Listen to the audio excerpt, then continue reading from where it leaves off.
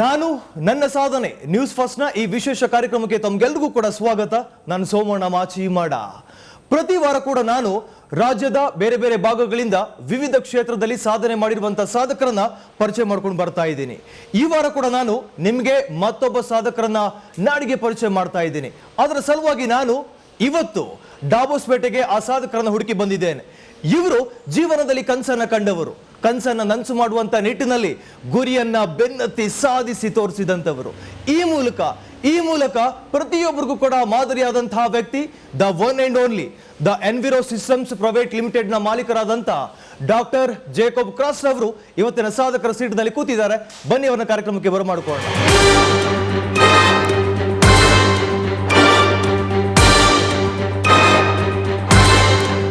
ಬಹಳ ಖುಷಿ ಅನಿಸ್ತಾ ಇದೆ ನನಗೆ, ಜೊತೆಗೆ ಹೆಮ್ಮೆ ಕೂಡ ಆಗ್ತಾ ಇದೆ ನಿಮ್ಮನ್ನ ಇಡೀ ನಾಡಿಗೆ ಪರಿಚಯ ಮಾಡ್ಕೊಡ್ತಿರೋದಕ್ಕೆ. ತಾವಿವತ್ತು ಸಾಧಕರ ಸೀಟ್ನಲ್ಲಿ ಕೂತಿದ್ದೀರಿ, ನ್ಯೂಸ್ ಫಸ್ಟ್ ಸಾಧಕರ ಸೀಟ್ನಲ್ಲಿ.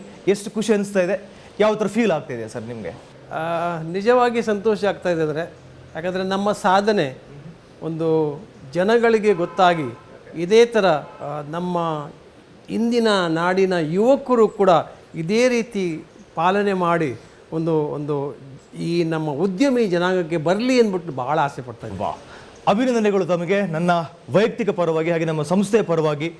ದೇಶದಲ್ಲಿ, ಕೇವಲ ರಾಜ್ಯದಲ್ಲಿ ಮಾತ್ರ ಅಲ್ಲ, ಇಡೀ ದೇಶದಲ್ಲಿ ತುಂಬ ವಿಭಿನ್ನವಾದಂತಹ ಒಂದು ಉದ್ಯಮವನ್ನು ಶುರು ಮಾಡಿದ್ದೀರಿ.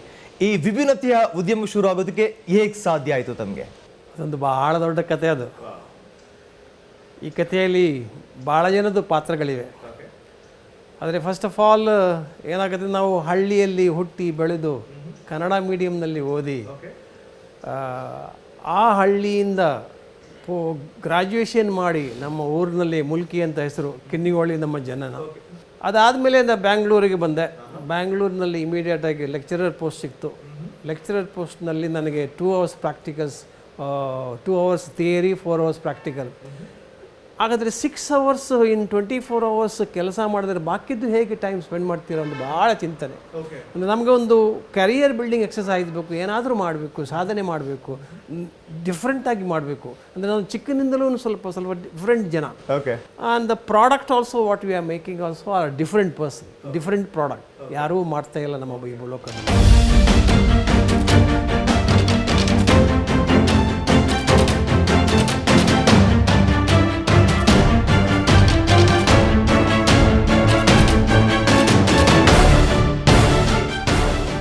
ನೀವು ಜಾಯಿಂಟ್ ಫ್ಯಾಮಿಲಿ, ಅಪ್ಪ ಆರ್ಮಿಲಿ ಕೆಲಸ ಮಾಡ್ತಾ ಇರ್ತಾರೆ, ಅಮ್ಮ ವಿದ್ಯಾಭ್ಯಾಸ ಕೂಡ ಮಾಡಿರೋದಿಲ್ಲ. ಸೊ ಎಷ್ಟು ಜನ ಮಕ್ಕಳು ತಾವು? 2 brothers and 2 sisters, totally 5. Okay, joint family. ಅಂದರೆ ಅನ್ಫಾರ್ಚುನೇಟ್ಲಿ ಎಂಟೈರ್ ಜಾಯಿಂಟ್ ಫ್ಯಾಮಿಲಿಯಲ್ಲಿ ಯಾರೂ ಎಜುಕೇಷನ್ ಇಲ್ಲ.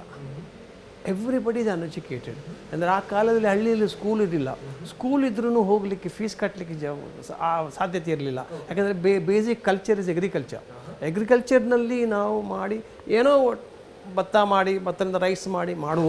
ನಿಮಗೆ ಆ ಥರದ್ದು ಯಾವುದೇ ಸಮಸ್ಯೆ ಆಗಲಿಲ್ಲ ನಿಮ್ಮ ವಿದ್ಯಾಭ್ಯಾಸ ಸಂದರ್ಭದಲ್ಲಿ, ಅಥವಾ ನಿಮಗೆ ಕೆಲಸ ಸಿಗುವವರೆಗೂ, ಬದುಕನ್ನು ಕಟ್ಕೊಳ್ಳೋದಕ್ಕೂ ಆರಂಭ ಏನು ಮಾಡ್ತೀರಿ ಅಲ್ಲಿವರೆಗೂ ನಿಮಗೆ ಫಿನಾನ್ಷಿಯಲಿ ಪ್ರಾಬ್ಲಮ್ ಅಥವಾ ಊರಲ್ಲಿ ಹೇಗೆ ಸ್ಟೇಬಲ್ ಆಗಿದ್ರ? ಇಲ್ಲ, ಕಾಸೇ ಇಲ್ಲ ಅಲ್ಲಿ ನಮ್ಮ ತಾಯಿ ಏನು ಮಾಡ್ತದೆ ಅಂದರೆ, ಸ್ವಲ್ಪ ಎಗ್ರಿಕಲ್ಚರಲ್ಲಿ ಕೆಲವು ಸಿಕ್ಕುವ ಇದನ್ನು ಕಿನ್ನಿಗೋಳಿಯಿಂದ ಮೂಲ್ಕಿ ತನಕ ಹೋಗಿ ನಡ್ಕೊಂಡು ಹೋಗಿ ಅಥವಾ ಬಸ್ನಲ್ಲಿ ಹೋಗಿ ಮಾರಾಟ ಮಾಡಿ ಅಲ್ಲಿಂದ ಬಂದ ಕಾಸನ್ನು ನಮಗೆ ಫೀಸ್ ಕಟ್ತಾಯಿದ್ರು. ನಮ್ಮ ತಾಯಿ ಮತ್ತು ತಾಯಿಯ ಕಡೆಯಿಂದ ಆಗಲಿ ನಮ್ಮ ತಂದೆ ಕಡೆಯಿಂದಲೇ ಯಾರೂ ಕೂಡ 5th class 7th class 8th class ಮಾತ್ರ ಮಾಡಿದಾರೆ ವಿನ ಯಾರೂ ಗ್ರ್ಯಾಜುಯೇಷನ್ ಮಾಡಿಲ್ಲ. ನಮ್ಮ ತಾಯಿಯ ನಮ್ಮ ಮಕ್ಕಳು, ಈ 5 ಜನ ಮಕ್ಕಳು ಮಾತ್ರ ಗ್ರ್ಯಾಜುಯೇಷನ್, ಪೋಸ್ಟ್ ಗ್ರ್ಯಾಜುಯೇಷನ್ ಮಾಡಿರೋದು. ತಾಯಿ ಕಷ್ಟಪಟ್ಟದಿದೆಯಲ್ಲ, ಅವರ ಮಕ್ಕಳಿಗೆ ಎಜುಕೇಷನ್ ಮಾಡಬೇಕು, ಬೇರೆ ಯಾರೂ ಎಜುಕೇಷನ್ ಮಾಡಿಲ್ಲ. ಆದರೆ ನನ್ನ ಮಕ್ಕಳು ಎಜುಕೇಷನ್ ಮಾಡಬೇಕು ಅಂದ್ಬಿಟ್ಟು ನಮ್ಮ ಮಕ್ಕಳನ್ನು ಎಜುಕೇಷನ್ ಮಾಡಿ ಅದಕ್ಕೆ ತರಕಾರಿಯನ್ನು ತಯಾರು ಮಾಡಿಬಿಟ್ಟು ಮಾರಾಟ ಮಾಡಿ ಆ ಫೀಸನ್ನು ಕಟ್ಟಿ ಎಜುಕೇಷನ್ ಮಾಡಿದ್ರಲ್ಲ. ಸೊ ನಮ್ಮ ಲೈಫ್ನಲ್ಲಿ ಮೂರೇ ಹೆಂಗಸರು, ಒಂದು ನಮ್ಮ ಅರ್ಧಾಂಗಿನಿ, ಒಂದು ತಾಯಿ ಮತ್ತು ಅಜ್ಜಿ. ಬೆಂಗಳೂರು ಬರ್ತೀರಿ, ಕೆಲಸ ಮಾಡ್ತಾ ಇರ್ತೀರಿ ಒಂದು ಕಾಲೇಜಿನಲ್ಲಿ, ತೃಪ್ತಿ ಇರೋದಿಲ್ಲ ತಮಗೆ. ಸಂಬಳ ಸಿಕ್ಕಿದ್ರೂ ಕೂಡ ಉಳಿದಿರೋ ಸಮಯವನ್ನು ಏನು ಮಾಡಬೇಕು ಅನ್ನೋ ಆಲೋಚನೆ. ಏನು ಮಾಡ್ತೀರಿ ಅದಾದ ನಂತರ? 2 ವರ್ಷ ಆದ ನಂತರ ತಾವು ಕೆಲಸ ಬಿಡ್ತೀರಿ ಕಾಲೇಜಿನಲ್ಲಿ, ಮುಂದೆ ಏನು ಮಾಡ್ತೀರಿ? ಅದು ಕಾಲೇಜ್ ಬಿಟ್ಬಿಟ್ಟು ನಾನು ಬಾಂಬೆ ಹೋಗ್ತೀನಿ. ಬಾಂಬೆನಲ್ಲಿ ಒಂದು ಲ್ಯಾಬಾರ್ಟ್ರಿ ಎಕ್ವಿಪ್ಮೆಂಟ್ ಮ್ಯಾನುಫ್ಯಾಕ್ಚರ್ ಒಂದು ಕಂಪ್ನಿ ಕೆಲಸಕ್ಕೆ ಸೇರ್ತೀನಿ. ಅದು ಕೂಡ ಹೇಗೆ ಕೆಲಸ ಸಿಗ್ತೀನಿ ಅಂದರೆ, ಆ ಲ್ಯಾಬಾರ್ಟ್ರಿ ಎಕ್ವಿಪ್ಮೆಂಟ್ ಮ್ಯಾನುಫ್ಯಾಕ್ಚರ್ ಮಾಡುವ ಬಾಸ್ ಇದ್ದಾರಲ್ಲ ಅವರು ಮತ್ತು ನನ್ನ ಅಂಕಲ್ ಅಂದರೆ ನನ್ನ ತಂದೆಯ ಚಿಕ್ಕ ಬ್ರದರು ಒಂದೇ ಬಿಲ್ಡಿಂಗ್ನಲ್ಲಿದ್ದರು. ಸೊ ಅವರು ಇಂಟ್ರೊಡ್ಯೂಸ್ ಮಾಡಿಕೊಟ್ರು, ನೋಡಿ ಒಬ್ಬ ಹುಡುಗ ಬಂದಿದ್ದಾನೆ ಬ್ಯಾಂಗ್ಳೂರಿನಿಂದ, ನೋಡಿ ಏನೋ ಮಾರ್ಕೆಟಿಂಗ್ ಬೇಕಂತೆ, ನೋಡಿ ಒಂದು ಕೆಲಸ ಕೊಡಿ ಅಂದ್ಬಿಟ್ಟು. ಸೊ ಕರೆದು ಕೆಲಸಕ್ಕೆ ಬಾ ನಾಳೆ ಅಂದ್ಬಿಟ್ಟು ಹೋದೆ. ಮೇಲಿಂದ ಕೆಳಗಡೆ ತನಕ ನೋಡಿದ್ರು, oh you are a lecturer is it? ಹೌದು. ಎಷ್ಟು ಸಂಬಳ ಸಿಗ್ತಾಯಿತ್ತು? 1400. ಹೌದಾ, ನನಗೆ 1400 ಕೊಡಲಿಕ್ಕಾಗಿಲ್ಲ, ನಿನಗೆ ಮಾರ್ಕೆಟಿಂಗ್ ಕೆಲಸ ಬೇಕಾದರೆ ನೋಡಿ 500 ರೂಪಾಯಿ ಕೊಡ್ತೀನಿ, ಕೆಲಸಕ್ಕೆ ಸಿಕ್ಕ ನಾಳೆ ಬಂದು ಸೇರೋದು. ನಾನು ಸೇರಲೇಬೇಕಾಯಿತು. ಯಾಕೆ ಸೇರಲೇಬೇಕಾಯ್ತು ಅಂದರೆ, ಬಿಕಾಸ್ ಅದು ಲ್ಯಾಬಾರ್ಟ್ರಿ ಎಕ್ವಿಪ್ಮೆಂಟ್ ಮ್ಯಾನುಫ್ಯಾಕ್ಚರಿಂಗ್ ನಾವು ಮೈಸೂರಿನಲ್ಲಿ ಮಾನಸಂಗೋತಿನಲ್ಲಿರುವಾಗ ನಾನು ಅದನ್ನು ಉಪಯೋಗಿಸಿದ ಸಲಕರಣೆಗಳು. ಓಕೆ, ಅದು ಭಾಳ ಇಂಟ್ರೆಸ್ಟ್ ಓದೋ ಸಂದರ್ಭದಲ್ಲಿ. ಹೌದು, ಓದೋ ಸಂದರ್ಭದಲ್ಲಿ. ಓಕೆ, ಅಂದರೆ ಇದನ್ನು ಮ್ಯಾನುಫ್ಯಾಕ್ಚರ್ ಮಾಡೋ ಒಂದು ನಮಗೆ ಒಂದು ಅವಕಾಶ ಸಿಕ್ಕಿದ್ರೆ ಯಾಕೆ ಬಿಡಬಾರ್ದು, ಮಾಡಲೇಬೇಕು ಅಂತ ಹೇಳಿಬಿಟ್ಟು ನಾನೇನು ಮಾಡಿದೆ, 1400 ರೂಪೀಸ್ ಬ್ಯಾಂಗ್ಳೂರಿನಲ್ಲಿ ಸಿಕ್ಕಿದ್ರು ಬಾಂಬೆಗೆ ಹೋಗಿ 500 ರೂಪಾಯಿ ಸಂಬಳ ಕೊಟ್ಟರು ಸೇರಿದ್ದೀನಲ್ಲ. ಇದು ಒಂದು ವೇಳೆ ಅಲ್ಲಿ ಸೇರದೆ ಹೋದರೆ ಬಹುಶಃ ಸೋಮಣ್ಣನವರೇ ನಮ್ಮನ್ನು ನೀವು ಇಂಟರ್ವ್ಯೂ ಮಾಡ್ತಾ ಇರಲಿಲ್ಲ. ಓಕೆ, ಏನಕ್ಕೆ ಕೆಲಸ ಶುರು ಮಾಡ್ತೀರಿ ಮುಂಬೈನಲ್ಲಿ? ತಾವು ಎಷ್ಟು ವರ್ಷಗಳ ಕಾಲ ಕೆಲಸ ಮಾಡ್ತೀರಿ ಅಲ್ಲಿ? ಮುಂಬೈನಲ್ಲಿ ಏನಾಗುತ್ತೆ, ಇಮಿಡಿಯೇಟ್ ಆಗಿ ಟ್ರೈನಿಂಗು ಇಲ್ಲ, ಏನಿಲ್ಲ. ಅಂದರೆ ನಾನು ಲೆಕ್ಚರರು, ಚೆನ್ನಾಗಿ ಮಾತಾಡ್ತೀನಿ, ಅವನಿಗೆ ಅನುಭವ ಇದೆ, ಸಲಕರಣೆಗಳು ಉಪಯೋಗಿಸಿದ್ದೀನಿ ನೋಡಿ ಬಾಸ್ ಗೊತ್ತಾದ ತಕ್ಷಣ, ಸರಿ ನಿನಗೆ ಅವಶ್ಯಕತೆ ಇಲ್ಲ ಟ್ರೈನಿಂಗ್, ಡೈರೆಕ್ಟಾಗಿ ಹೋಗಿ ಮಾರ್ಕೆಟಿಂಗ್ ಅಂತ. ಸೊ ಮಾರ್ಕೆಟಿಂಗ್ ಹೋದೆ. ಅಂದರೆ ದಿವಸಕ್ಕೆ ಒಂದು 30ರಿಂದ 35 ಕಸ್ಟಮರ್ನ ನಾನು ಮೀಟ್ ಮಾಡ್ಕೊಂಡು ಬರ್ತಾಯಿದ್ದೆ. ಅದು ಕೂಡ ಲೋಕಲ್ ಟ್ರೈನ್ ತೊಗೊಂಡ್ಬಿಟ್ಟು, ಲೋಕಲ್ BST ಬಸ್ ತೊಗೊಂಡ್ಬಿಟ್ಟು, ಆಮೇಲೆ ಮುನ್ಸಿಪಲ್ ಲಿಮಿಟ್ಸ್ಗಿಂತ ಆಚೆ ಕಡೆ ಸಿಡ್ಕೋ ಬಸ್ಸುಗಳು ಅಂತ ಹೇಳ್ತು, ಈ ಬಸ್ಸುಗಳನ್ನು ಹಿಡಿದ್ಬಿಟ್ಟು 30-35 ಕ್ಲೈಂಟನ್ನು ನಾವು ಸರ್ವಿಸ್ ಮಾಡಿ ಬರ್ತಾಯಿದ್ದೆಲ್ಲ. ಅದು ಭಾಳ ಖುಷಿಯಾಯಿತು ಬಾಸಿಗೆ. ನಮ್ಮ ಬಾಸ್ ಹೇಳಿದ್ರು, ಸರಿ ನೀನು ಈ ಥರ ಕೆಲಸ ಮಾಡೋದಾದರೆ ಸರಿ, ನೀನು ಸೌತ್ ಇಂಡಿಯಾ ನೋಡ್ಬೋ, ಬಿಸ್ನೆಸ್ ನೋಡ್ಬೋ ಅಂತ ಹೇಳ್ಬಿಟ್ಟು ನನಗೆ ಸೌತ್ ಇಂಡಿಯಾ ಬ್ಯಾಂಗ್ಳೂರು ಕಳಿಸ್ಬಿಡು. ಮುಂಬೈಯಿಂದ ಹೇಗೇನು ಬೆಂಗಳೂರು ಬರ್ತೀರಿ? ಬ್ಯಾಂಗ್ಳೂರು ಬಂದು. So wider area of marketing. So ಅದು ಮಾರ್ಕೆಟಿಂಗ್ ಮಾಡ್ತಾ ಇರೋದಾಗ ಅದಕ್ಕೆ ನನಗೆ ಅಡ್ವಾಂಟೇಜ್ ಏನು ಬಂತು ಅಂದರೆ, ನಮ್ಮ ಎಲ್ಲ ಕ್ಲಾಸ್ಮೇಟ್ಸ್ಗಳು, ಮೈಸೂರಿನಲ್ಲಿ ಕಲಿತ ಕ್ಲಾಸ್ಮೇಟ್ಸ್ಗಳು ಎವ್ರಿ ರಿಸರ್ಚ್ ಇನ್ಸ್ಟಿಟ್ಯೂಷನಲ್ಲಿ ಇದ್ದರು. ಸೊ ನನಗೆ ಗೊತ್ತಿತ್ತು. ಸೊ ಅಯ್ಯೋ ನಮ್ಮ ಕ್ರಾಸ್ನವ್ರು ಬಂದಿದ್ದಾರೆ, ಅವ್ರಿಗೂ ಆರ್ಡರ್ ಕೊಡಲೇಬೇಕು ಅಂದ್ಬಿಟ್ಟು ಹೇಳ್ಬಿಟ್ಟು ಬಿಸ್ನೆಸ್ ಭಾಳ ಇಷ್ಟೊಂದು ಇಂಪ್ರೂವ್ ಆಯಿತು ಅಂದರೆ, ಬಾಂಬೆಗಿಂತ ಜಾಸ್ತಿ ಟರ್ನ್ ಓವರ್ ಈ ಕಂಪನಿಯಲ್ಲೇ ಆಯಿತು. ಅದಕ್ಕೆ ಬಾಸ್ ಖುಷಿ ಪಡ್ಬಿಟ್ಟು, ಓ ಈ ಥರ ಮಾಡ್ತಿದ್ದಾರೆ, ಸರಿ ನಾವು ಅಲ್ಲಿಂದ ಫ್ಯಾಕ್ಟ್ರಿ ಶುರು ಮಾಡೋಣ ಬ್ಯಾಂಗ್ಳೂರಿನಲ್ಲಿ ಓಕೆ ಅಂತ ಹೇಳ್ಬಿಟ್ಟು ಒಂದು ಫ್ಯಾಕ್ಟ್ರಿ ಶುರು ಮಾಡಿತ್ತು ಪೀಣ್ಯದಲ್ಲಿ 1981. ಸೊ ಆ 1981ನಲ್ಲಿ ಏನಾಗಿತ್ತು, ಆಗ ತಾವು ಕೇವಲ ಎಂಪ್ಲಾಯೀಸ್ ಆ ಸಂಸ್ಥೆನಲ್ಲಿ? ಎಂಪ್ಲಾಯೀಸ್, ಹೌದು, just an employ. Okay. So ನಮಗೆ ಅವರೊಂದು ಅವಕಾಶ ಕೊಟ್ಟರು, ಅವರ ಒಟ್ಟಿಗೆ ಸೇರಿ ಈ ಕಂಪನಿ ಶುರು ಮಾಡೋಣ ಅಂತ. ಅಂದರೆ that was A partnership concern and this was A private limited company. ನಮ್ಮನ್ನು ಬೋರ್ಡ್ ಆಫ್ ಡೈರೆಕ್ಟರ್ ಥರ ಮಾಡಿಬಿಟ್ಟು ಒಂದು ಈಕ್ವಲ್ ಶೇರ್ ಹಾಕ್ಸ್ಬಿಟ್ಟು ನಾವು ಶುರು ಮಾಡಿರ್ಬೋದು. ಸೊ ಇದೊಂದು golden opportunity for me to get in to the enterprise.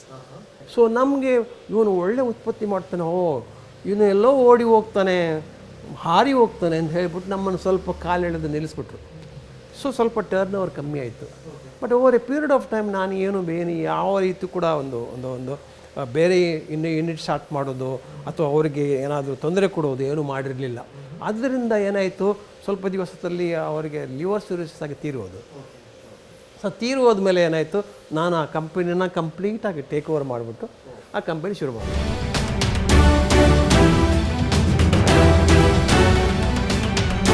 ನಮ್ಮ ಎಂಪ್ಲಾಯೀಸ್ ಪ್ರತಿಯೊಬ್ಬರು ಸಹ ಇಲ್ಲಿ ಕೆಲಸ ಮಾಡಲಿಕ್ಕೆ ಭಾಳ ಖುಷಿ ಇದ್ದಾರೆ. ಮತ್ತು ಪ್ರತಿದಿನ ಸಹ ನಾವು ಈ CMEನಲ್ಲಿ ಏನು ಕೆಲಸ ಮಾಡ್ತಾಯಿದ್ದೀವಿ ಅನ್ನೋದಕ್ಕೊಂದು ಅವರು ಗೌರವ ಕೊಡ್ತಾ ಇದ್ದಾರೆ. ನಮ್ಮ ಬಾಸ್ ಪ್ರತಿಯೊಬ್ಬರು ಸಹ ಪ್ರೀತಿ ವಿಶ್ವಾಸದಿಂದ ಎಲ್ಲರೂ ನೋಡಿಕೊಂಡು ಚೆನ್ನಾಗಿ ನಮ್ಮನ್ನೆಲ್ಲ ನೋಡ್ಕೊಂಡಿದ್ದಾರೆ. ಮೇನ್ಲಿ ನಾವು ಕ್ವಾಲಿಟಿ ಬಗ್ಗೆ ಕಾನ್ಸಂಟ್ರೇಷನ್ ಮಾಡ್ತೀವಿ. ನಮ್ಮದು set of and the standards ಏನಿದೆ ಮತ್ತು ಕಸ್ಟಮರ್ ರಿಕ್ವೈರ್ಮೆಂಟ್ ಏನಿದೆ ಅದನ್ನು ಕಂಪ್ಲೀಟಾಗಿ ಫುಲ್ಫಿಲ್ ಮಾಡ್ತೀವಿ. ಸೊ ನಮ್ಮದು ಪ್ರಾಡಕ್ಟ್ ಏನಿದೆ ಇದು ಸ್ಪೆಷಲ್ ಎಕ್ವಿಪ್ಮೆಂಟ್ಸ್ ಥರ. ಓಕೆ, ಸೊ ಇದು ಕೆಲವೊಂದು ಕಸ್ಟಮರ್ದು ಎಕ್ಸಾಕ್ಟ್ ಆ್ಯಂಡ್ ರಿಕ್ವೈರ್ಮೆಂಟ್ ಅಂದರೆ ಲೈಕ್ ಪ್ರಾಡಕ್ಟ್ ರಿಲಯಬಿಲಿಟಿ ಟೆಸ್ಟಿಂಗಿಗೆ ನಮ್ಮದು ಇರೋದ್ರಿಂದ ಅವ್ರದ್ದು ಕಸ್ಟಮರ್ ರಿಕ್ವೈರ್ಮೆಂಟ್ನ ನಾವು ಫುಲ್ಫಿಲ್ ಮಾಡಬೇಕಾಗತ್ತೆ. ಆ ಕಸ್ಟಮರ್ ರಿಕ್ವೈರ್ಮೆಂಟ್ನ ಫುಲ್ಫಿಲ್ ಮಾಡೋಕ್ಕೆ ಸರ್ಟನ್ ಟೆಸ್ಟಿಂಗ್ ಗೈಡ್ಲೈನ್ಸ್ನ ನಾವು ಫಾಲೋ ಮಾಡಬೇಕಾಗುತ್ತೆ. ಆ ಗೈಡ್ಲೈನ್ಸ್ನ ನಾವು 100% ಮೀಟ್ ಮಾಡ್ತಾಯಿದ್ವಿ. ಆ ಉದ್ದೇಶದಿಂದ ನಮ್ಮದು ಕ್ವಾಲಿಟಿ ಆಫ್ ಆ್ಯಂಟಿ ಪ್ರಾಡಕ್ಟ್ ತುಂಬ ಚೆನ್ನಾಗಿದೆ ಅಂತ ನಾವು ಡಿಫೈನ್ ಮಾಡ್ಕೊಬೋದು. ಇಡೀ ದೇಶದಲ್ಲಿ ನಾನು ಕೇಳ್ಪಟ್ಟ ಹಾಗೆ ಈ ಒಂದು ಉದ್ಯಮ ಏನಿದೆಯೋ, ಈ ಒಂದು ವಿಭಿನ್ನವಾದಂತಹ ವಿಶಿಷ್ಟವಾದಂಥ ಉದ್ಯಮ ಏನಿದೆಯೋ, ಏಕೈಕ ವ್ಯಕ್ತಿ ಆರಂಭ ಮಾಡಿರೋದು ಅದು ನೀವು ಮಾತಂತ ಕೇಳ್ಪಟ್ಟಿದ್ದೀನಿ. ಸೊ ಈ ಸಂಸ್ಥೆ CME ಅಂತ ಕೂಡ ಕರಿತೀವಿ, ಅಥವಾ ಎನ್ವಿರೋ ಸಿಸ್ಟಮ್ ಪ್ರೈವೇಟ್ ಲಿಮಿಟೆಡ್ ಅಂತ ಏನು ಕರಿತೀವಿ ಸಂಸ್ಥೆ, ಆ ಸಂಸ್ಥೆಯ ಬಗ್ಗೆ ನಮ್ಗೆ ಇನ್ಫಾರ್ಮೇಷನ್. ಅದು ಮುಂಚೆ ಈ ಕಂಪನಿ ಹೆಸರು CM equipments and instruments India private limited ಅಂತ ಇತ್ತು. ಭಾಳ ದೊಡ್ಡದಿತ್ತು. ಯಾವಾಗ ಈ ಹೊಸ ಪ್ರಾಡಕ್ಟ್ ನಾನು ಹೇಳ್ತೀನಿ, ಯಾವ ಹೊಸ ಪ್ರಾಡಕ್ಟ್ ಯಾವ ರೀತಿ ಶುರುವಾಯಿತು ಅಂತ ಹೇಳ್ತೀನಿ. ಈ ಹೊಸ ಪ್ರಾಡಕ್ಟ್ ಶುರುಪಡಿದ CM ಎನೋರೋ ಸಿಸ್ಟಮ್ಸ್ ಪ್ರೈವೇಟ್ ಲಿಮಿಟೆಡ್ ಅಂತ ಶಾರ್ಟಾಗಿ ಮಾಡೋದು. ಅಂದರೆ ಇವಾಗ nano technology, nano scientific adventures ಬೇಕು ಅಂತ ಹೇಳ್ಬಿಟ್ಟು ಬರ್ತಾರಲ್ಲ, ಅದಕ್ಕೋಸ್ಕರ ನ್ಯಾನೋ ಟೆಕ್ನಾಲಜಿ ಶಾರ್ಟ್ ಮಾಡಿದ್ವಿ. ಇಲ್ಲಿ ಇವಾಗ ಲೆಬಾರ್ಟ್ರಿ ಎಕ್ವಿಪ್ಮೆಂಟನ್ನು ಅದನ್ನೇ ಮೇಂಟೈನ್ ಮಾಡಿ ಮುಂದ್ಗಡೆ ಹೋದರೆ, ಅಂದರೆ ಇದೇ ಥರ ನಡ್ಕೊಂಡು ಹೋದರೆ ಇದೇ ಥರ ಟುಕು ಟುಕು ಟುಕು ಟುಕು ಟುಕು ನಡೆದ ಹೈ ಸ್ಪೀಡ್ನಲ್ಲಿ ಹೋಗಲ್ಲ. ಸೊ ಹೈ ಸ್ಪೀಡ್ ಹೋಗದೆ ಹೋದರೆ ನನಗೆ ಉತ್ಪತ್ತಿ ಆಗಲ್ಲ. ಉತ್ಪತ್ತಿ ಆಗೋದ್ರಲ್ಲಿ ನನಗೆ ಸಾಧನೆ ಗೊತ್ತಾಗಲ್ಲ. ಸೊ ಸಾಧನೆ ಗೊತ್ತಾಗಬೇಕಾದ್ರೆ ಏನು ಮಾಡಬೇಕು? ಏನಾದರೂ ಹೊಸ ಪ್ರಾಡಕ್ಟ್ ಮಾಡಬೇಕು. ಹೊಸ ಪ್ರಾಡಕ್ಟ್ ಯಾವ ರೀತಿ ಮಾಡೋಣ? ಅದಕ್ಕೋಸ್ಕರ 1997ನಲ್ಲಿ ಕಾರ್ಗಿಲ್ ವಾರ್ ಆಯಿತು. ಕಾರ್ಗಿಲ್ ವಾರ್ನಲ್ಲಿ ಏನಾಯಿತು? Telecommunication did not function. T-80 tanker did not fire. ಅದಕ್ಕೋಸ್ಕರ we lost so many soldiers in the front end. Whereas ಆ ಕಡೆ ಮುಷರಫ್ನವರು ಮೇಲ್ಗಡೆಯಿಂದ ಫೈರ್ ಮಾಡಿ ನಮ್ಮನ್ನು ಸೋಲ್ಜರ್ಸನ್ನು ಕೊಂದಾಕ್ಬಿಟ್ರು. ಅವನ ಎಕ್ವಿಪ್ಮೆಂಟ್ಸ್ ಗನ್ ಫೈರ್ ಎಲ್ಲ ನಡೀತಾ ಇತ್ತು. ಆದರೆ ನಮ್ಮಲ್ಲಿ ಗನ್ ಫೈರ್ ಟೆಲಿಕಮ್ಯುನಿಕೇಷನ್ ಫಂಕ್ಷನ್ ಆಗಿಲ್ಲ. ಅಂದರೆ ಫೋರ್ಸ್ ಕರೆಯಲಿಕ್ಕೂ ಕೂಡ ಅವ್ರಿಗೆ ಕಮ್ಯುನಿಕೇಷನ್ ಮಾಡಲಿಕ್ಕಾಗಿಲ್ಲ. ಅದಕ್ಕೆ ಏನಾಯಿತು? ಒಬ್ಬ soldier roll down and came down, then communicated to the head office. ಆಮೇಲೆ ಏರ್ಫೋರ್ಸ್ ಬಂದ್ಬಿಟ್ಟು ಎಲ್ಲ ಸಮಾಧಾನ ಆಯಿತು, ಹೋಯಿತು. ಕಾರ್ಗಿಲ್ ವಾರ್ನಲ್ಲಿ ಯಾವಾಗ ನನಗೆ ಗೊತ್ತಾಯಿತೋ ಈ ಟೆಲಿಕಮ್ಯುನಿಕೇಷನ್ ಎಕ್ವಿಪ್ಮೆಂಟನ್ನು ಸರಿಯಾಗಿ ಟೆಸ್ಟ್ ಮಾಡಿಲ್ಲ, ಆ ಗನ್ಸ್ ಆ್ಯಂಡ್ ಅಮ್ಯುನೇಷನ್ ಸರಿಯಾಗಿ ಟೆಸ್ಟ್ ಆಗಿಲ್ಲ. ಬರೋದು ಆ ಕಡೆ ಮುಷರಫನ್ ಭಾಳ ಟೆಸ್ಟಿಂಗ್ ಮಾಡಿ ಎಲ್ಲ ಅವನು ಫೈರ್ ಮಾಡ್ತಿದ್ದ. ಅಂದರೆ ಅವನಿಗೆ ಆ ಟೈಮ್ನಲ್ಲಿ ಇಂಪೋರ್ಟೆಡ್ ಗುಡ್ಸ್ ಟೆಸ್ಟಿಂಗ್ ಎಕ್ವಿಪ್ಮೆಂಟ್ಸ್ ಬೇಕಾಗಿತ್ತು. ಆ ಇಂಪೋರ್ಟೆಡ್ ಗುಡ್ಸ್ ನಮಗೆ ಸಿಕ್ಕಿಲ್ಲ. ಯಾಕೆಂದರೆ ವಾಜಪೇಯಿ ಸಾಹೇಬರು ನಾವು ಪೋಖ್ರಾನ್ನಲ್ಲಿ ಆಟಮ್ ಬಾಂಬ್ ಬ್ಲಾಸ್ಟ್ ಮಾಡಿದರು. ಅದಕ್ಕೋಸ್ಕರ ನಮ್ಮ ಎಲ್ಲ ಇಂಪೋರ್ಟೆಡ್ನವರು ಸ್ಯಾಂಕ್ಷನ್ಸ್ ಇಂಪೋಸ್ ಮಾಡಿದ್ರು. ಸೊ ಮಿಲಿಟ್ರಿ ಟೆಸ್ಟಿಂಗ್ ಎಕ್ವಿಪ್ಮೆಂಟ್ಸ್ ಅವ್ರಿಗೆ ಸಿಕ್ಕಿಲ್ಲ. ಸೊ ಅವನಿಗೆ ಸಿಕ್ಕಿತ್ತು. ಸೊ ಅವನು ಟೆಸ್ಟಿಂಗ್ ಎಲ್ಲ ರೆಡಿ ಮಾಡಿ ಬ್ರೇಕ್ಫಾಸ್ಟ್ ಇನ್ ಡೆಲ್ಲಿ, ಡಿನ್ನರ್ ಇನ್ ಕನ್ಯಾಕುಮಾರಿನ ತಯಾರು ಮಾಡಿದ್ದ. ಅದರಲ್ಲಿ ಟೆಸ್ಟಿಂಗ್ ಇಲ್ಲ ಅಂತ ಗೊತ್ತಾದ ತಕ್ಷಣ I was hunting for A new product. That was an idea, is a new idea. So it is my startup. ಈಗ ಬೆಂಗಳೂರಿನಲ್ಲಿ ಹೇಗೆ ಸ್ಟಾರ್ಟಪ್ಗಳು ಇವಾಗ ಬಂದಿದೆಯೋ, ಮೈ ಸ್ಟಾರ್ಟಪ್ ಸ್ಟಾರ್ಟೆಡ್ ಇನ್ 1997. ಈ 1997ನಲ್ಲಿ ಮೈ ಸ್ಟಾರ್ಟಪ್ ಮಾಡಿ, ಹಾಗಾದರೆ ನಾನು I have to manufacture such kind of equipments equivalent to imported goods ಅಂತ ಹೇಳಿಬಿಟ್ಟು ಶುರು ಮಾಡಿದೆ. ಅದು ನಾವು ಸ್ಟಾರ್ಟಪ್ ಯಾವ ರೀತಿ ಶುರು ಮಾಡಬೇಕು ಅಂದರೆ ಈ ಥರ ಎನ್ವೈರ್ಮೆಂಟಲ್ ಸಿಮ್ಯುಲೇಷನ್ ಪ್ರಾಡಕ್ಟ್ಸ್ನ ಶುರು ಮಾಡಬೇಕು. ಯಾವ ರೀತಿ? ಆವಾಗ ನಮ್ಮ ಫಸ್ಟ್ ಸನ್ ದೊಡ್ಡ ಮಗ ಇಂಜಿನಿಯರಿಂಗ್ ಆಯಿತು. ಇಂಜಿನಿಯರಿಂಗ್ ಆದಮೇಲೆ ಕೇಳಿದೆ, ಏನಪ್ಪ ಪೋಸ್ಟ್ ಗ್ರ್ಯಾಜುಯೇಷನ್ ಮಾಡ್ತೀಯನಪ್ಪ ಅಂತ. ಅವನು ಕೇಳ್ದ, ಪೋಸ್ಟ್ ಗ್ರ್ಯಾಜುಯೇಷನ್ ಆದಮೇಲೆ ಏನು ಮಾಡಬೇಕು ಅಂತ ಕೇಳ್ದ. ನೀನು ಫ್ಯಾಕ್ಟ್ರಿಗೆ ಬಂದು ಜಾಯ್ನ್ ಆಗಬೇಕು. ಹಾಗಾದರೆ ಪೋಸ್ಟ್ ಗ್ರ್ಯಾಜುಯೇಷನ್ ಯಾಕೆ ಮಾಡಬೇಕು ಅಂತ ಹೇಳೋದು. ಹಾಗಾದರೆ ಸರಿ ಬಾ. ಅವನಿಗೊಂದು ಸ್ಟ್ರೆಂತ್, ವೀಕ್ನೆಸ್, ಆಪರ್ಚುನಿಟಿ, ಥ್ರೆಟ್ ಕೊಟ್ಟೆ. ನೋಡಿ, this is our strength, this is our weakness. Imported items for military testings are not available here in India. So ನಾವು ತಯಾರು ಮಾಡಬೇಕು. ಯಾವ ರೀತಿ? ನೋಡಿ, ರಿಸರ್ಚ್ ಮಾಡೋಣ, ಡೆವಲಪ್ಮೆಂಟ್ ಮಾಡೋಣ. ಆಮೇಲೆ ಅದು ಕೂಡ ನಾವು ಎಲ್ಲ ರಿಸರ್ಚ್ ಮಾಡಿಬಿಟ್ಟು ಒಂದು ಇಂಪೋರ್ಟೆಡ್ ಟೆಸ್ಟಿಂಗ್ ಎಕ್ವಿಪ್ಮೆಂಟ್ನ ತಗೊಂಬಂದ್ಬಿಟ್ಟು ಕಂಪ್ಲೀಟ್ ಡಿಸ್ಅಸೆಂಬಲ್ ಮಾಡಿಬಿಟ್ಟು ಕಂಪ್ಲೀಟ್ ಅದನ್ನು ನೋಡಿಬಿಟ್ಟು ಕಂಪ್ಲೀಟ್ ಇಂಡಿಜಿನಸ್ ಟೆಕ್ನಾಲಜಿ ಉಪಯೋಗಿಸಿ ಕಂಪ್ಲೀಟಾಗಿ ರೆಡಿ ಮಾಡಿದ್ವಿ. ಅದನ್ನು ಬೇರೆಯವ್ರಿಗೆ ಟೆಸ್ಟಿಂಗ್ ಕೂಡ ಕೊಟ್ಬಿಟ್ಟು ಡಿಫೆನ್ಸ್ ನೋಡಿ ಸ್ಯಾಂಪಲ್ ತಯಾರು ಮಾಡಿ ಟೆಸ್ಟ್ ಮಾಡಿ ನಮಗೆ ರಿಪೋರ್ಟ್ ಕೊಡಿ ಅಂದ್ಬಿಟ್ಟು ಟೆಸ್ಟಿಂಗ್ ಮಾಡಿಬಿಟ್ಟು ಇವಾಗ ಅಂಥ ಟೆಸ್ಟಿಂಗ್ ಮಾಡಿ ನಾವು ಏನು ಮಾಡ್ತಿದ್ವಿ ನಮ್ಮ ಎಕ್ವಿಪ್ಮೆಂಟ್ ಇಲ್ಲಿ ಅಂದರೆ -80 to 250 degrees Celsius with 5% to 98% of humidity, with 150,000 feet above the sea level, with x-axis, l-axis, y-axis shaking. ಈ ಥರ ಸಿಮ್ಯುಲೇಷನ್, ಎನ್ವೈರ್ಮೆಂಟ್ ಸಿಮ್ಯುಲೇಷನ್ ತಯಾರು ಮಾಡ್ತಾಯಿದ್ದೀವಿ ಇಲ್ಲಿ. ಇದು helpful for A missile goes up, turns and goes up. ಅದು ಮೇಲೆ ಹೋದಾಗ ಅದರ ಒಳಗಡೆ ಇರುವ ಎಲೆಕ್ಟ್ರಾನಿಕ್ ಅಸೆಂಬ್ಲಿ ಫಂಕ್ಷನ್ ಆಗುತ್ತೋ ಇಲ್ಲವೋ ಹೆಂಗೆ ಚೆಕ್ ಮಾಡ್ತೀರಾ? So we create that atmosphere inside the chamber to test your product. How does it function? ಈಗ ಸದ್ಯಕ್ಕೆ DRDOಗೆ ಹೈಯೆಸ್ಟ್ ಮೆಟೀರಿಯಲ್ ಅಥವಾ ನಿಮ್ಮ ಕಡೆಯಿಂದ ನಿಮ್ಮ ಪ್ರಾಡಕ್ಟ್ ಏನಿದೆಯೋ ಸೇಲ್ ಆಗ್ತಿರೋದು ಅಲ್ಲಿಗೆ ಅಂತ ಕೇಳ್ಪಟ್ಟಿದ್ದೀನಿ. ಅದ್ರ ಬಗ್ಗೆ ಹೇಳ್ಬೋದಾ? ಅದು ಇವಾಗ ಅಷ್ಟೊಂದು ನಾವು ಕ್ವಾಲಿಟಿ ಸ್ಟೆಬಿಲೈಸೇಷನ್ ಮಾಡಿದ್ದೀವಿ ಎಷ್ಟರ ತನಕ ಅಂದರೆ we are giving direct competition to German, Japanese and Americans. ಅಂಥ ಪ್ರಾಡಕ್ಟ್ ಇಲ್ಲಿ ಮಾಡುವವರು ನಮ್ಮ ಭಾರತ ದೇಶದಲ್ಲಿ ಇವತ್ತಿಗೂ ಯಾರೂ ಬಂದಿಲ್ಲ. ಯಾಕಂದರೆ it's a very very difficult proposition. It is not easy.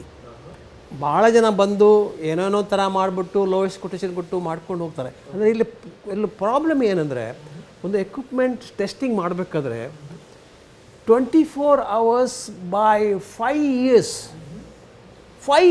7 years test ಮಾಡಬೇಕು. 24/7 ಒಂದು ದಿವಸ ಕೂಡ ಆ ಮಿಷಿನ್ ಆಫ್ ಆದರೆ ಪುನಃ ಟೆಸ್ಟ್ ರಿಪೀಟ್ ಮಾಡಬೇಕು. ಅಂದ್ರೆ ದೀಸ್ ಆರ್ ಚಾಲೆಂಜಸ್, ಅಂದ್ರೆ ಇಟ್ಸ್ ನಾಟ್ ಈಸಿ ಜಾಬ್. ಹೌದು. Okay. ಅಂದರೆ ಎಕ್ವಿಪ್ಮೆಂಟ್ ಅಷ್ಟು ಸ್ಟೇಬಲ್ ಆಗಿರ್ಬೇಕಂದ್ರೆ ಅವರ ಟೆಸ್ಟಿಂಗೋಸ್ಕರ ಅದನ್ನು ಯಾವತ್ತೂ ಲೋಕಲ್ ಮ್ಯಾನುಫ್ಯಾಕ್ಚರ್ ತೊಗೊಳ್ಳಲ್ಲ. ಅದಕ್ಕೋಸ್ಕರ ಜರ್ಮನ್, ಜಾಪನೀಸ್, ಅಮೇರಿಕನ್ ತೊಗೊಳ್ಳೋದು ಅಂದರೆ ಕೆಲಸ ಮಾಡುತ್ತೆ ಅಂಥ ಪ್ರಾಡಕ್ಟ್ನ ನಾವು ತಯಾರು ಮಾಡಿ ಕಾಂಪಿಟೇಷನ್ ಕೊಟ್ಟಿದ್ದೀವಿ. ಈಗ ಸಿಂಗಲ್ ಟೆಂಡರ್ನಲ್ಲಿ ನಾವು ಸಪ್ಲೈ ಮಾಡ್ತಾ ಇದ್ದೀವಿ. ಓಕೆ, ಅಂದ್ರೆ ಈಗ ದೇಶದ ಗಡಿ ಭಾಗದಲ್ಲಿ ನಮ್ಮ ದೇಶದ ಹೆಮ್ಮೆಯ ಯೋಧರೇನು ಕೆಲವೊಂದು ಎಕ್ವಿಪ್ಮೆಂಟ್ಸ್ಗಳನ್ನ ಯೂಸ್ ಮಾಡ್ತಾ ಇದ್ದಾರೋ ಆ ಎಕ್ವಿಪ್ಮೆಂಟ್ಸ್ಗಳಲ್ಲಿ ನಿಮ್ಮ ಪಾತ್ರ ಕೂಡ ಇದೆ. ಅಂದ್ರೆ ಸೇಫ್ ಗಾರ್ಡ್ ವಿಚಾರದಲ್ಲಿ ಎಕ್ವಿಪ್ಮೆಂಟ್ಸ್ ಯಾರೆಲ್ಲ ಮ್ಯಾನುಫ್ಯಾಕ್ಚರ್ ಮಾಡ್ತಾರಲ್ಲ ಅವರ ಟೆಸ್ಟ್ ಮಾಡೋಕೆ ನಾವು ಸಪ್ಲೈ ಮಾಡಿದ್ವಿ. ಅಂದರೆ ನಮ್ಮ ಯೂಶುವಲಿ ಏನೆಲ್ಲ ಮಾಡ್ತೀರಿ? 60 to 80% of the product goes to DRDO. ಅಂದ್ರೆ ಏನೆಲ್ಲ ಪ್ರಾಡಕ್ಟ್ ಅದು ಇರುತ್ತೆ? Called humidity chamber, okay, climatic chamber, thermal shock chamber. Thermal shock ಅಂದರೆ ಫಾರ್ ಎಕ್ಸಾಂಪಲ್ ಈ ಸುಕೋ ಏರ್ಕ್ರಾಫ್ಟ್ ಇದೆ ನೋಡಿ, ಮೇಲ್ಗಡೆ ಟರ್ನ್ ಮಾಡಿ ಹೋಗುತ್ತೆ, ವಿದಿನ್ 1 minute ಕೆಳಗಡೆ ಬರುತ್ತೆ. ಆವಾಗ ಆ ಸುಕೋ ಇದ ಕೋನ್ ಪಾರ್ಟ್ ಇದೆಯಲ್ಲ ಅದು ಫ್ರಮ್ -40 -60 ಟೆಂಪರೇಚರಿಂದ ಆಂಬಿಯಂಟ್ಗೆ ಬರುತ್ತೆ. ಆಂಬಿಯಂಟ್ ಟೆಂಪರೇಚರ್ ಸಮ್ಟೈಮ್ಸ್ ಇನ್ ರಾಜಸ್ಥಾನಲ್ಲಿ ಎಲ್ಲ 40 ಇರುತ್ತೆ. -60 ಟೆಂಪ್ರೇಚರಿಂದ +40ಗೆ ಬರುವಾಗ ಏನಾಗುತ್ತೆ ಅದರೊಳಗಡೆ ಥರ್ಮಲ್ ಶಾಕ್. ಆ ಥರ್ಮಲ್ ಶಾಕ್ ವಿಸ್ಟ್ಯಾಂಡ್ ಆಗುತ್ತೋ ಇಲ್ವೋ ಅಂತ ಟೆಸ್ಟ್ ಮಾಡೋಕ್ಕೆ ನಾವು ತಯಾರು ಮಾಡ್ಕೊಡ್ತೀವಿ. ಅಂದರೆ ಒಂದು ಚೇಂಬರು ಮೇಲ್ಗಡೆ -60 ತನಕ ಓಡುತ್ತೆ, ಕೆಳಗಡೆ ಇರುವ ಚೇಂಬರ್ +40 +80 ತನಕ ಹೋಗುತ್ತೆ. Within 1 minute the product comes down and you gets a thermal shock. So that's kind of thermal shock chambers ಮಾಡ್ತೀವಿ. ಆಮೇಲೆ ವಾಕ್ ಇನ್ ಚೇಂಬರ್ ಅಂದರೆ Agni, Prithvi, Akash, BrahMos, these missiles are tested in the chamber which we have supplied. Wow. So ಆ ಮಿಸೈಲ್ಗಳು, complete ಮಿಸೈಲ್ಗಳನ್ನ walk in chamber, Tatra ಟ್ರಕ್ಸ್ಗಳಲ್ಲಿ ನಿಮಗೂ temperature cool ಆದಾಗ 0 ಅಥವಾ -10 -20 -40 ಆದಾಗ ಆ ರೇಡಿಯೇಟರಲ್ಲಿರೋ ನೀರು ಐಸ್ ಆಗುತ್ತಲ್ಲ, ಹೇಗೆ ಸ್ಟಾರ್ಟ್ ಮಾಡ್ತೀರಾ? ಕರೆಕ್ಟ್.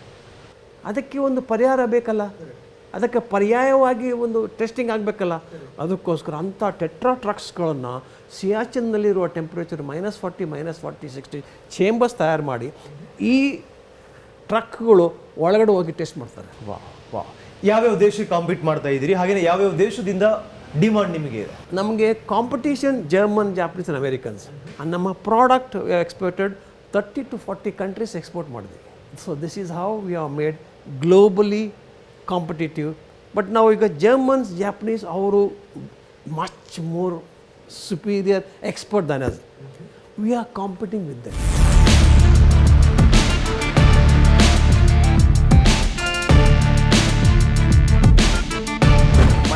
ಮನೆಗೆ ಬೇಕಾಗಿದ್ದರ ಐಟಮ್ಸಿಂದ ಹಿಡಿದು ಕಾರ್ಗಿಲಲ್ಲಿ ಕೆಲಸ ಮಾಡೋಂಥ ಇಕ್ವಿಪ್ಮೆಂಟ್ಸ್ ಟೆಸ್ಟ್ ಮಾಡೋಂಥ ಕಾಂಪೊನೆಂಟ್ಸ್ ನಾವು ರೆಡಿ ಮಾಡ್ತೀವಿ. ಈ ಕಾಂಪೊನೆಂಟ್ಸಲ್ಲಿ ನಮ್ಮ ಕ್ವಾಲಿಟಿನಲ್ಲಿ ಏನೇನು ಕೆಲಸ, ನಾವು ಕಸ್ಟಮೈಸ್ ಪ್ರಾಡಕ್ಟು ಇವೆಲ್ಲ ನಾವು ರೆಡಿಮೈಸ್ ಮಾಡಿಕೊಂಡು ಅವ್ರಿಗೆ ಡಿಸ್ಟ್ರಿಬ್ಯೂಟ್ ಮಾಡಲಿಕ್ಕೆ ಈಗ ಕಂಟೈನರ್ ಸೈಜಿಂದ ಹಿಡಿದು ಫ್ಲೈಟಲ್ಲಿ ಹೋಗೋ ತನಕ ನಾವು ಮಿನಿಮೈಸ್ ಮಾಡಿಕೊಂಡು ಕಸ್ಟಮರ್ಗೆ ಯಾವ ಥರ ಈಸಿಯಾಗಿ ನಾವು ಸಪ್ಲೈ ಮಾಡ್ತೀವಿ, ಈಸಿಯಾಗಿ ಕಾಸ್ಟ್ ಕಡಿಮೆ ಆಗುತ್ತೆ, ಇದನ್ನೆಲ್ಲ ನಾವು ಡಿಸೈನ್ ಮಾಡಿ ಕಸ್ಟಮರ್ ಪ್ರೋಸೆಸ್ನಲ್ಲಿ ನಾವು ರೆಡಿ ಮಾಡ್ತೀವಿ. ಸ್ಯಾಂಡ್ ಮತ್ತು ಡಸ್ಟ್ ಎನ್ವಿರಾನ್ಮೆಂಟಲ್ ಕಂಡೀಷನ್ಸಲ್ಲಿ ನಮ್ಮ ಸೋಲ್ಜರ್ಸ್ ಯೂಸ್ ಮಾಡೋಂಥ ಟ್ಯಾಂಕರ್ಸ್, ಈ ಥರ ಪ್ರತಿಯೊಂದು ಚೇಂಬರ್ಸ್ಗಳನ್ನು ಇಂಡಿಯಾದಲ್ಲಿ ಮಾಡೋದ್ರಲ್ಲಿ CM Enura Systems is a pioneer company and it is the one of the only company in India which makes a sand and dust chamber ಅಂತ ನಾನು ಹೇಳಕ್ಕೆ ಇಷ್ಟಪಡ್ತೀನಿ. ನೀವೊಂದು ರೀತಿ ಯೋಧರಿದ್ದ ಹಾಗೆ, ಉದ್ಯಮದಲ್ಲಿ ಯೋಧರಿದ್ದ ಹಾಗೆ. ತಮ್ಮ ತಂದೆ ಕೂಡ ಸೇನೆಯಲ್ಲಿ ಇರ್ತಾರೆ, ತಾವು ಸೇನೆಗೆ ಬೇಕಾದಂತ ವಸ್ತುಗಳು, ಐಟಮ್ ಏನೋ ವಸ್ತುಗಳನ್ನ, ಟೆಕ್ನಾಲಜಿ ತಾವು ಕೊಡ್ತಾ ಇದ್ದೀರಿ. ಹೆಮ್ಮೆ ಅನ್ಸುತ್ತಾ? ಖಂಡಿತವಾಗಿ. ಅದು ಕೂಡ ಇನ್ನೊಂದು ಹೆಮ್ಮೆ ಏನಂದರೆ ಇವಾಗ ಇನ್ನೊಂದು ಪ್ರಾಡಕ್ಟ್ ಕೂಡ ಹೇಳಿದಿನ್ನ ಪೇಪರ್ ಹನಿಕೋಮ್. ಪೇಪರ್ ಹನಿಕೋಮ್ ಅಂದರೆ ಯಾವ ರೀತಿ ಮಾಡ್ತೀವಿ ಅಂದರೆ, ಈಗ ಈ ಜೇನ್ನೊಣ ಆ ಹೆಕ್ಸಗನಲ್ ಶೇಪ್ ಇರುವ ಜೇನು ಗೂಡು ಯಾಕೆ ಕಟ್ಟುತ್ತೆ? ಯಾಕೆ ರೌಂಡ್ ಕಟ್ಟಲ್ಲ? ಯಾಕೆ ರೆಕ್ಟ್ಯಾಂಗ್ಯುಲರ್ ಸ್ಕ್ವೇರ್ ಕಟ್ಟಲ್ಲ? ವೈ ಹೆಕ್ಸಗನಲ್? ಯಾಕೆಂದರೆ ವೆನ್ ಯು ಹೆಕ್ಸಗನಲ್ ಗೂಡು ಕಟ್ಟಿದಾಗ ಆಲ್ ಕಾರ್ನರ್ಸ್ ಆರ್ ಅಟ್ಯಾಚ್ಡ್ ಇದ್ದಾರೆ. ಅಂದರೆ ಯಾವ ಗಾಳಿ, ಮಳೆ, ಬಿಸಿಲು ಏನು ಸಮಸ್ಯೆ ಆಗಲ್ಲ, ಗೂಡಿಗೆ ಏನಾಗಲ್ಲ, ಅವರ ಮರಿಗಳಿಗೆ ಏನು ತೊಂದರೆ ಆಗಲ್ಲ. ಅದಲ್ಲದೆ ಹೆಕ್ಸಗನಲ್ ಹ್ಯಾಸ್ ಎ ಹೈಯೆಸ್ಟ್ ವಾಲ್ಯೂಮ್. ಅಂದರೆ ಹೈಯೆಸ್ಟ್ ವಾಲ್ಯೂಮ್ ಇರುವ ಜಾಗದಲ್ಲಿ ತನ್ನ ಮರಿಗಳಿಗೆ ಜೇನುತುಪ್ಪವನ್ನು ಶೇಖರಣೆ ಮಾಡುತ್ತಲ್ಲ, ಜೇನ್ನೊಣ ಅಷ್ಟು ಬುದ್ಧಿವಂತಿಕೆ ಕೆಲಸವನ್ನು ನಾವೇನು ಮುಟ್ಟಾಳ್ರಲ್ವ. ಅದನ್ನು ಇವಾಗ ಫಾರ್ ಪ್ಯಾಕೇಜಿಂಗ್ ಅಂದರೆ is A packaging solution. Thermocol ಮತ್ತು ಈ ವುಡನ್ ಪ್ಯಾಕೇಜಿಂಗ್ ಇಲ್ಲಿ ಹೋಗ್ತಾ ಇದೆಯೋ ಅದಕ್ಕೆ this is A packaging solution. ಅಂದರೆ ಇವಾಗ ಫಸ್ಟ್ ನಾವು ಪ್ಯಾಕೇಜಿಂಗ್ ಸೊಲ್ಯೂಷನ್ ಮಾಡಿಬಿಟ್ಟು ಗಾಡ್ರೇಜ್ ಫ್ರಿಜ್ ಅವರಿಗೆ ಕೊಟ್ವಿ. ಅವ್ರ ಫ್ರಿಜ್ಜನ್ನು ನಾವು ಮಾಡಿದ ಪ್ಯಾಕೇಜ್ ಮಾಡಿದ ಫ್ರಿಜ್ಜನ್ನು ಅವ್ರು ಮುಂಚೆ ಮಾಡೋ ಫ್ರಿಜ್ಜನ್ನು 3ನೇ ಫ್ಲೋರ್ ತೊಗೊಂಡು ಹೋಗ್ಬಿಟ್ಟು ಕರಳಾಕ್ಬಿಡು. ಸೊ ನಾವು ಪ್ಯಾಕ್ ಮಾಡಿದ ಫ್ರಿಜ್ಗೆ ಏನೂ ಆಗಿಲ್ಲ, ಏನೂ ಡ್ಯಾಮೇಜ್ ಆಗಿಲ್ಲ. ಅಂದರೆ ಅದಕ್ಕೆ ಕುಷನಿಂಗ್ ಇಫೆಕ್ಟ್ ಬಂದ್ಬಿಡುತ್ತೆ. ಸೊ ಏನು ಡ್ಯಾಮೇಜ್ ಆಗಿಲ್ಲ, ಇಮಿಡಿಯೇಟ್ ಸಪ್ಲೈ ಮಾಡಿದರು. ಅಂದರೆ ಬ್ಯಾಂಗ್ಳೂರಿನಿಂದ ಸಪ್ಲೈ ಮಾಡೋಕ್ಕೆ ಲಾಜಿಸ್ಟಿಕ್ ತೊಂದರೆ ಆಗುತ್ತೆ ಅಂದ್ಬಿಟ್ಟು ಸೊ ಪೂನಾದಲ್ಲೇ ನಾವು ಒಂದು ಯೂನಿಟ್ ಮಾಡಿದ್ವಿ. ಸೊ ಅವರು ಆಮೇಲೆ ಭಾಳ ಖುಷಿ ಆಗಿಬಿಟ್ಟು, ಸರ್ ಹಾಗಾದರೆ ನಮಗೆ ಮೊಹಾಲಿ ಒಂದು ಯೂನಿಟ್ ಇದೆ, ಮೊಹಾಲಿ ಸಪ್ಲೈ ಮಾಡೋದು, ಮೊಹಾಲಿ ಒಂದು ಯೂನಿಟ್ ಬಂತು. ಸೊ ಇದನ್ನು ನೋಡಿಬಿಟ್ಟು ಇವು LG, ಸ್ಯಾಮ್ಸಂಗ್, ವರ್ಲ್ಪೂಲ್ ಎಲ್ಲ ಬಂದಿದ್ದಾರೆ, ನಮಗೂ ಸಪ್ಲೈ ಮಾಡಿ ಅಂತ. ವಾವ್, ಯಶಸ್ವಿ ಉದ್ಯಮಿಯಾಗಿದ್ದೀರಿ ತಾವು. ಎಷ್ಟು ಜನಕ್ಕೆ ಬದುಕು ಕೊಟ್ಟಿದ್ದೀರಿ ಈಗ? ಎಷ್ಟು ಜನಕ್ಕೆ ಕೆಲಸ ಉದ್ಯೋಗ ಇಲ್ಲಿ ಕೊಟ್ಟಿದ್ದೀರಿ? 120 ಜನ ಕೆಲಸ ಮಾಡ್ತಿದ್ದಾರೆ, ಅಲ್ಲಿ 80 ಜನ ಕೆಲಸ ಮಾಡ್ತಿದ್ದಾರೆ, ಮೊಹಾಲಿನಲ್ಲಿ 40 ಜನ ಮಾಡ್ತಾ ಇದ್ದಾರೆ, ಆಮೇಲೆ ಪುಣೆನಲ್ಲಿ ಒಂದು 60 ಜನ.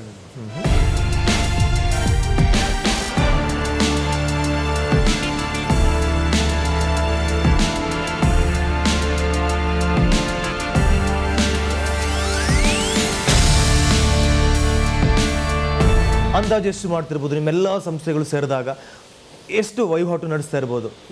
We are now planning as a group turnover. We are trying to make the crossing 100 crores. Maybe for another 3 years time 500 crores. This is how we are expanding. ಈ ಕ್ಷೇತ್ರಕ್ಕೆ ಭವಿಷ್ಯ ಇದೆಯಾ? ಅಂದರೆ ಸಾಕಷ್ಟು ಜನರಿಗೆ ಆಸಕ್ತಿ ಇರುತ್ತೆ. ಈಗ ಕಾರ್ಯಕ್ರಮ ನೋಡಿದಂಥ ಈಗಿನ ಜನ್ರೇಷನ್ ವಿದ್ಯಾರ್ಥಿಗಳಾಗಿರ್ಬೋದು ಅಥವಾ ಆಲ್ರೆಡಿ ಹಿಂದಿನ ಜನ್ರೇಷನ್ ಇರ್ಬೋದೇನೋ, ಅಥವಾ ಮುಂಬರುವ ದಿನಗಳಲ್ಲಿ ಸ್ಕೋಪ್ ಇದೆಯಾ ಅಂತ ನಿಮ್ಮ ಈ ಒಂದು ಪ್ರೊಫೆಷನ್ಗೆ ಅಥವಾ ನಿಮ್ಮ ಒಂದು ಉದ್ಯಮಕ್ಕೆ?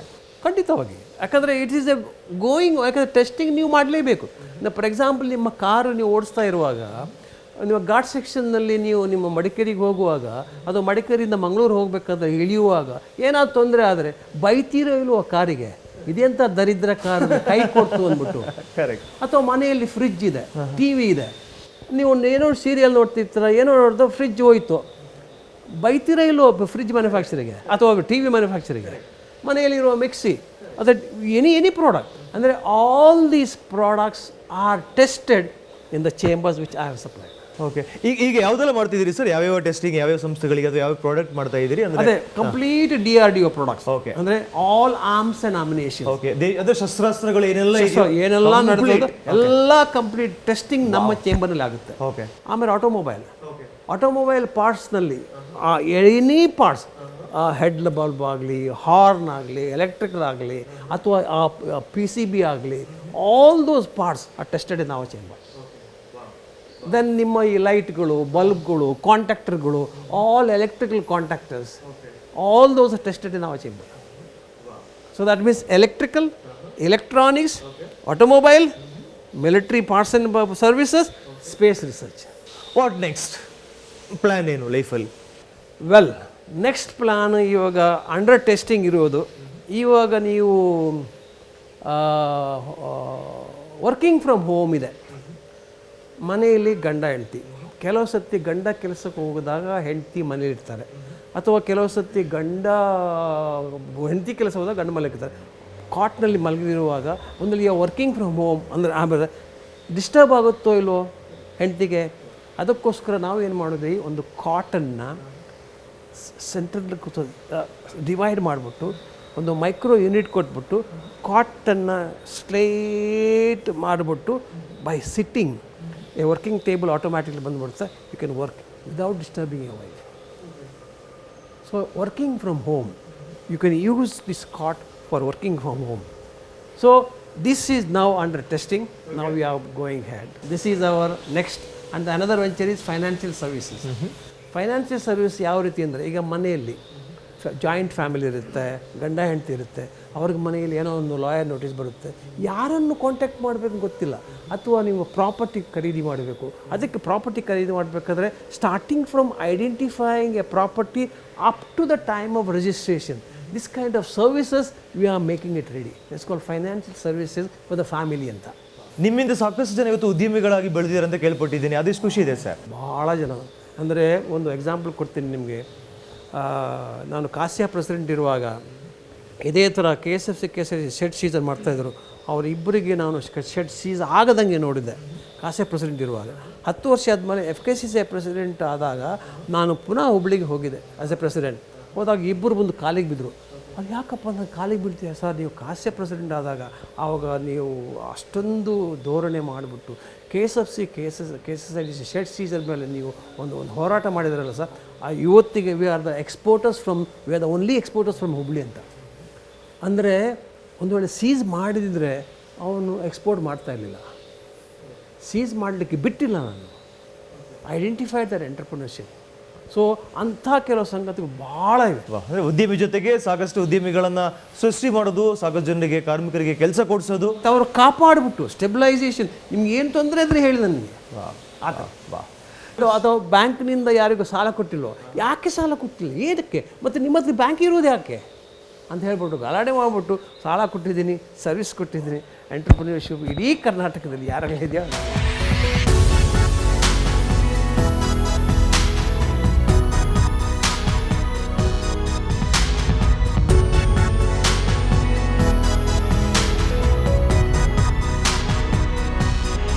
ಖಂಡಿತವಾಗ್ಲೂ ತಾವು ಈ ಜನ್ರೇಷನ್ ಒಂದು ರೀತಿ ಮಾದರಿ ಕೂಡ ಹೌದು.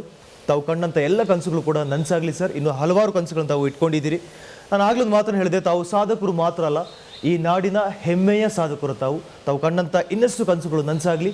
ಈ ನಾಡಿಗೆ, ಈ ದೇಶಕ್ಕೆ ನಿಮ್ಮಿಂದ ಇನ್ನೂ ಅಪಾರವಾದಂಥ ಕೊಡುಗೆಗಳು, ಸೇವೆಗಳು ಸಿಗಲಿ ಅಂತ ನಾನು ಕೂಡ ಪ್ರೀತಿಯಿಂದ ಹಾರೈಸ್ತಾ ಇದ್ದೀನಿ. Thank you. ಎಸ್, ಇದು ಈ ವಾರದ ನಾನು ನನ್ನ ಸಾಧನೆ ಕಾರ್ಯಕ್ರಮದ ಸಾಧಕರು. ಹಾಗಿದ್ರೆ ಮುಂದಿನ ಎಪಿಸೋಡ್ನಲ್ಲಿ ನನ್ನ ಜೊತೆಗೆ ಇರುವಂಥ ಅಸಾಧಕರು ಆದರೂ ಯಾರು?